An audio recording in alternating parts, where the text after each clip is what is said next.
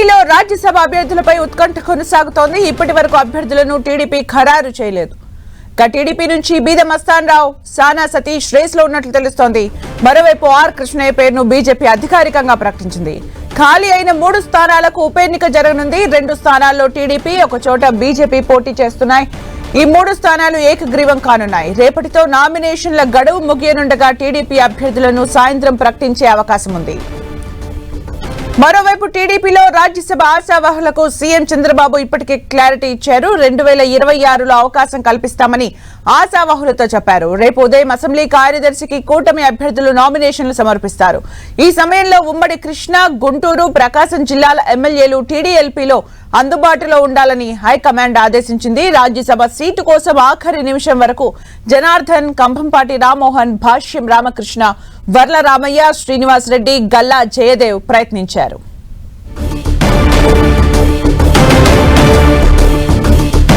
మరిన్ని అప్డేట్స్ మా ప్రతినిధి రవిచంద్ అందిస్తారు. రవిచంద్, సుమిత్ర, టీడీపీలో రాజ్యసభ అభ్యర్థుల ఉత్కంఠ అయితే కొనసాగుతుంది. ఇప్పుడు వరకు కూడా అభ్యర్థుల్ని అధికారికంగా ఖరారు చేయలేదు. ఎందుకంటే రేపు సాయంత్రానికి నామినేషన్ల ఆఖరి తేదీ రేపే ఉంది. ఈ నేపథ్యంలో ఇప్పుడు వరకు కూడా అధికారికంగా అభ్యర్థులను ప్రకటించలేదు. ఏదైతే ఆంధ్రప్రదేశ్ నుంచి 3 రాజ్యసభ స్థానాలకు ఉప ఎన్నిక జరగబోతుంది. దీనిలో భాగంగా 3 కూడా కూటమికి దక్కే అవకాశం ఉంది. అయితే కూటమిలో భాగంగా, ఒప్పందంలో భాగంగా ఒకటి బీజేపీకి ఇవ్వాలని ఇప్పటికే డిసైడ్ అయ్యారు. ఆ పార్టీ కూడా ఆర్ కృష్ణయ్యకు తమ అభ్యర్థిగా నిలబెట్టాలని ఇప్పటికే డిసైడ్ అయింది. అయితే టీడీపీ నుంచి ఇద్దరు ఎవరా అనేది కొంత చర్చ జరుగుతుంది. ముందు నుంచి అనుకున్నట్టు బీద మస్తాన్ రావు ఏదైతే మొన్నటి వరకు కూడా వైసీపీ నుంచి రాజ్యసభ సభ్యులుగా ఉండి రాజీనామా చేశారో ఆయనకే టీడీపీలో కూడా ఏదైతే కంటిన్యూ చేసే విధంగా ఒప్పందం కుదిరింది. ఆయన రేపు నామినేషన్ దాఖలు చేయబోతున్నారు. అదేవిధంగా మోపుదేవి రమణ రాజీనామా చేసిన స్థానాన్ని నుంచి సానా సతీష్ ఏదైతే కాకినాడ నుంచి ఆయన గతంలో టికెట్ కోసం ప్రయత్నించారు, టీడీపీకి ఎన్నికల ముందు చాలా సహాయ సహకారాలు అందించారు. ఈ నేపథ్యంలో సానా సతీష్ కి ఇవ్వాలని చెప్పి పార్టీ నిర్ణయం తీసుకుంది. అయితే అధికారికంగా ఇంకా ఖరారు చేయలేదు. ఈ రాత్రికి అధికారికంగా చంద్రబాబు వారి పేర్లు ప్రకటిస్తారని చెప్పి టీడీపీ వర్గాల్లో ఒక చర్చ జరుగుతుంది.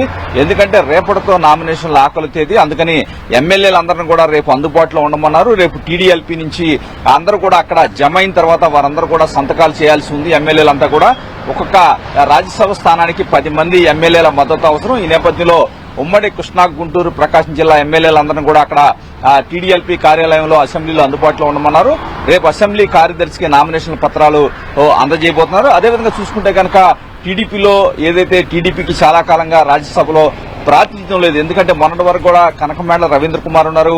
ఆయన టర్మ్ కూడా పూర్తయింది. కానీ అప్పటి నుంచి టీడీపీకి గ్యాప్ అయితే ఉంది. టీడీపీ 40 ఏళ్ల చరిత్రలో రాజ్యసభలో ప్రాతినిధ్యం లేకపోవడం ఇది మొదటిసారి అని చెప్పుకోవచ్చు.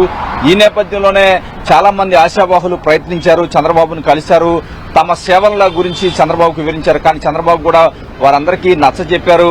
ఎందుకంటే ఏదైతే 2026లో ఫుల్ టర్మ్ అవకాశం వచ్చే అవకాశం ఉంది. ఎందుకంటే అప్పుడు 6 సంవత్సరాలు కాల పరిమితి ఉంటుంది, ఫుల్ టర్మ్ ఉంటుంది. కాబట్టి ఆ సమయంలో మీ పేర్లు పరిశీలిస్తానని కొంతమంది సీనియర్ నేతలకు ఆయన నచ్చజెప్పిన పరిస్థితి ఉంది.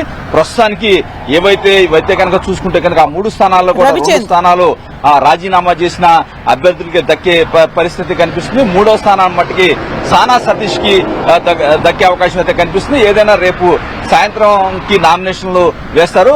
ఏకగ్రీవంగా 3 అభ్యర్థులు కూడా ఎన్నికయ్యే అవకాశం కనిపిస్తుంది.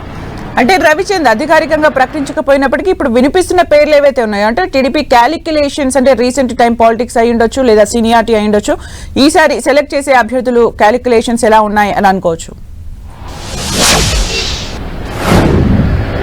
అంటే సుమిత్ర, చూసుకుంటే కనుక ఏదైతే మనం అనుకున్నామో టీడీపీకి చాలా కాలంగా రాజ్యసభలో ప్రాతినిధ్యం లేకపోవడం మొదటిసారిగా మనకు కనిపిస్తుంది. ఈ నేపథ్యంలో వీరంతా కూడా 3 అభ్యర్థులు కూడా వైసీపీ నుంచి రాజీనామా చేశారు. వారిలో ఇద్దరికి కంటిన్యూషన్ ఏదైతే వారికి ఇంకా 3 సంవత్సరాల పైన కాల పరిమితి ఉంది. వారిని ఒకళ్ళు బీజేపీ నుంచి, ఒకళ్ళు టీడీపీ నుంచి కంటిన్యూ చేస్తున్నారు. 3వ అభ్యర్థి ఎవరైతే మోపుదేవ్ రమణ స్థానం ఉందో ఆ స్థానం 20 నెలలు మాత్రమే ఉంటుంది. అది సానా సతీష్ ఇస్తున్నారు. ఎందుకంటే సానా సతీష్ కూడా ఎన్నికల ముందు పార్టీకి చాలా సహాయ సహకారాలు అందించారని కూడా చెప్పుకోవచ్చు.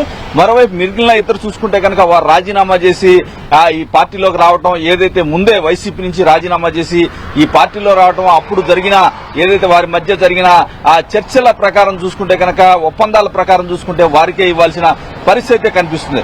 ఈ నేపథ్యంలో ఏదైతే బీద మస్తానరావు కూడా గతంలో టీడీపీలో పనిచేశారు, ఆర్ కృష్ణయ్య కూడా టీడీపీలో గతంలో పనిచేశారు. కానీ టీడీపీలో పనిచేసినప్పటికీ ఆర్ కృష్ణయ్య ఇప్పుడు బీజేపీ కోటాలో మరలా ఎన్నికబోతున్నారు.